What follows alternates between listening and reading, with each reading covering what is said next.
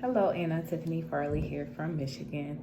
I also had to dig for the actions taken by the board for the state of Michigan as well. I found it quite difficult, but once I was able to find information, I did note that for Michigan, the most common types of violations included incompetence and violations, which made me feel very concerned for clients just to have to feel that way when they seek counseling. You know, it's such a vulnerable thing for many clients. So it was a little bit disheartening to see that the cases of incompetence and negligence were so high in Michigan.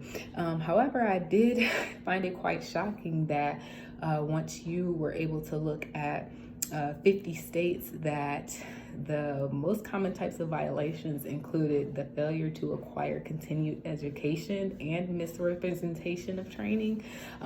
Just seeing as that is part of our responsibility as counselors to keep our credentials up to date and to always be learning, seeing as how things in society and the way they influence people is always changing.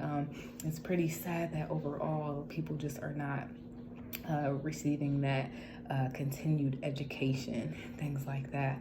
To answer your question, the best way to be aware and proactive against potential impairment, I believe, has a great deal to do with developing a strong professional identity. Granello and Young 2019 actually discusses professional identity. It says, although you need basic knowledge of the counseling field, you need to go through a process of personal examination to see if this profession fits you. And I think that's major, and really with any profession. We need to know what's expected of us. And we know that dealing with clients and then having a hectic life outside can be kind of draining. So I think that knowing that and being able to recognize the signs that you mentioned is a part of kind of being proactive against the potential impairments. Is just knowing that it can occur, and when you do feel like you're beginning to feel any sense of overwhelming